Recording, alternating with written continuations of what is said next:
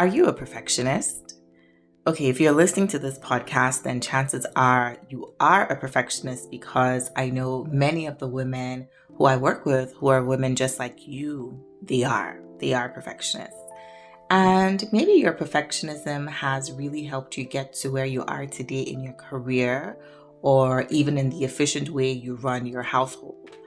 But the problem is perfectionism can be a double-edged sword, and there are a few ways that it will interfere with your success and happiness. So in this episode of Happy Without Medicine, I'll be sharing 3 of the ways your perfectionism might be working against you. Enjoy the episode. Welcome to Happy Without Medicine, and I'm your host, Dr. Yuandi, a medical doctor, therapist, and a fierce advocate for your happiness. My mission here is simple: to help professional women just like you create a life you're excited to wake up to. It's time to make the happiness you feel on the inside match the success others see on the outside. Let's get started.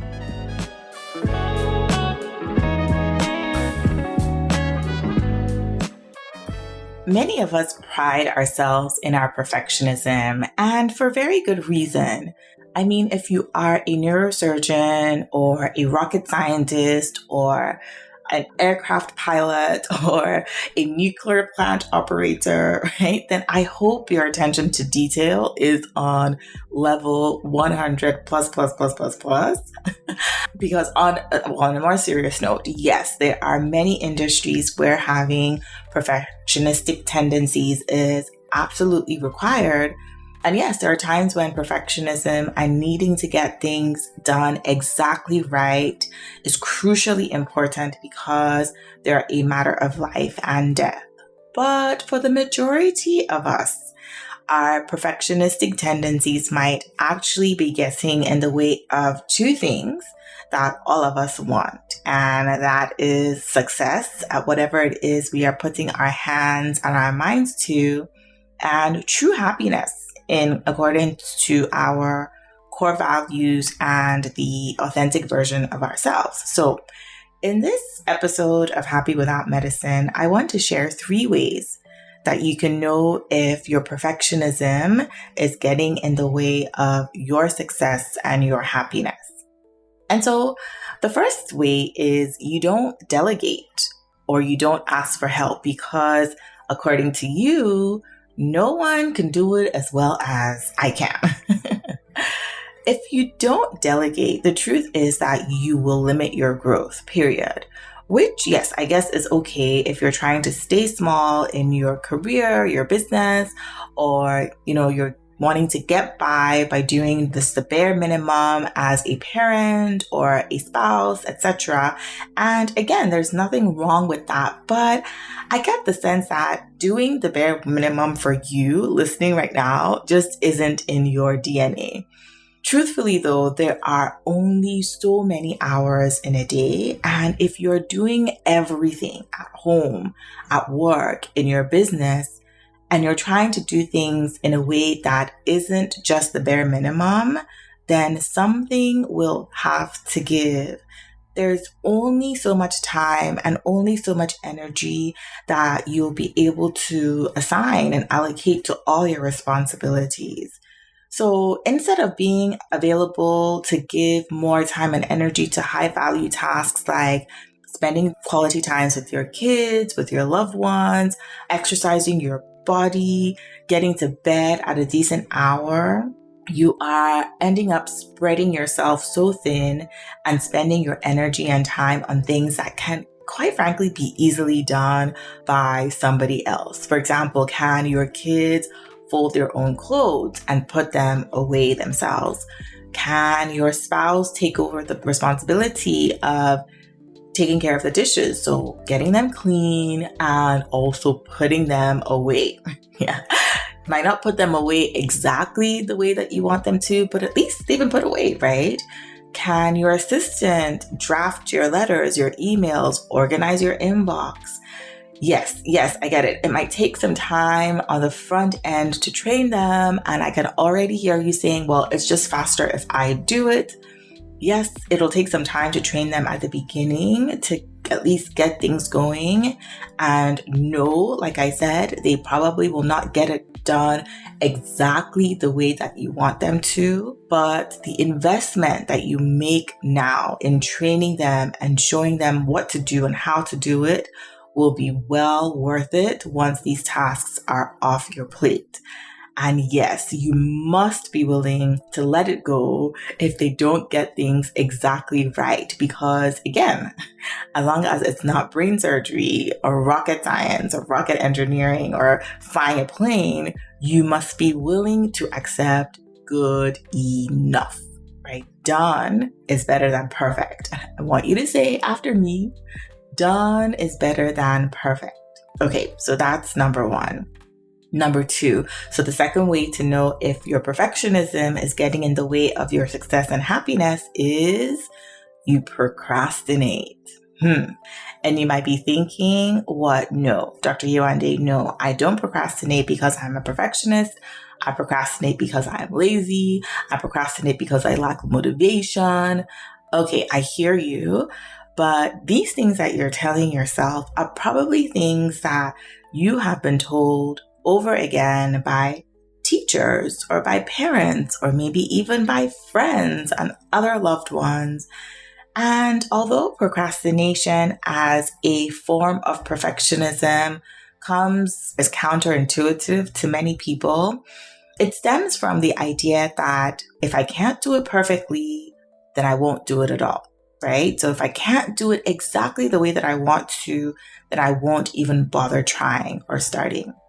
So for a bit of an example, people who have messy houses can sometimes be perfectionists because they have this all or nothing approach to their tasks. So if they can't fold all the laundry and get it exactly where it needs to be folded just right, then they won't even bother starting the laundry at all. So they end up having mountains of piled up laundry in their homes. So yes, I am guilty of this. So I thank God for my husband and my kids who have taken on the responsibility of doing laundry, which again is part of delegating, going back to item number one, which we talked about, right? So it's not perfect when they do it, but at least it is done.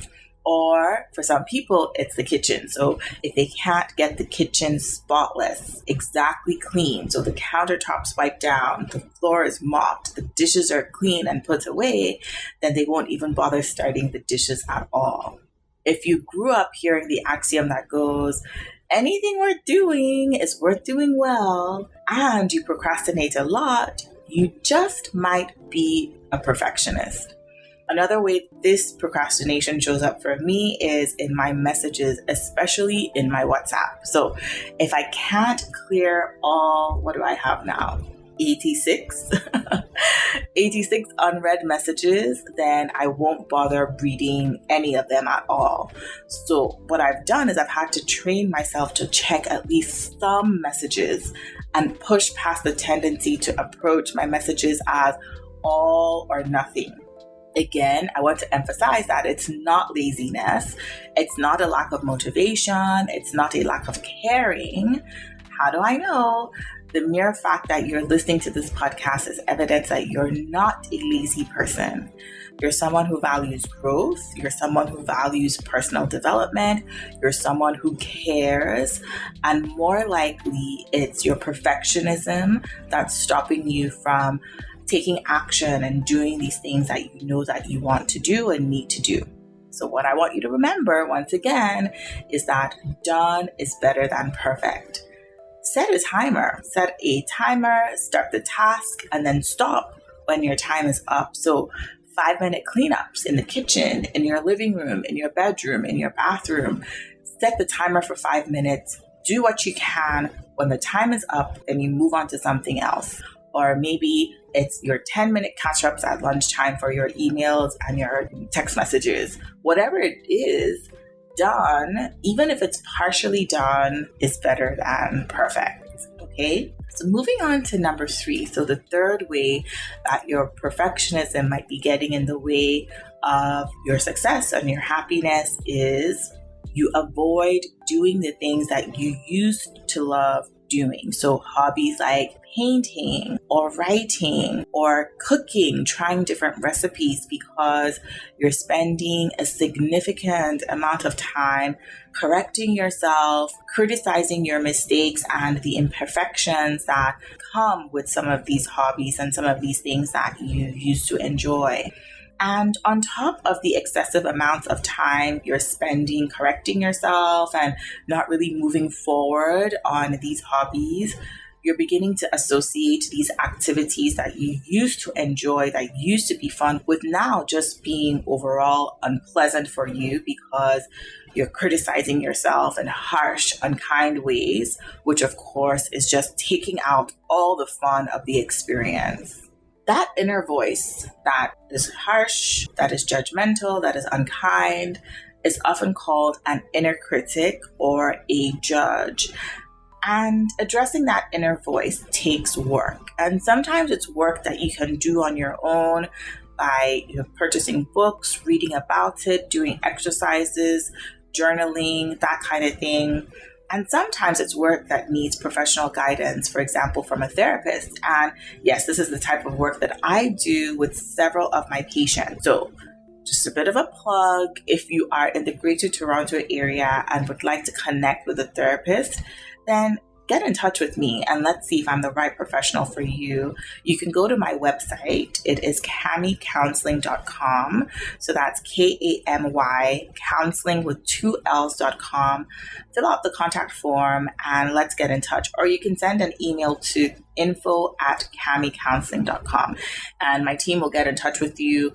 We'll let you know what the next steps are. But all that to say is that the bottom line is, if you're struggling with a harsh inner voice that's preventing you from enjoying the things that you used to love to do, you will need to do the work to get to a point where you're speaking to yourself in a kind, compassionate, encouraging way instead of a mean, judgmental, critical, self-deprecating way.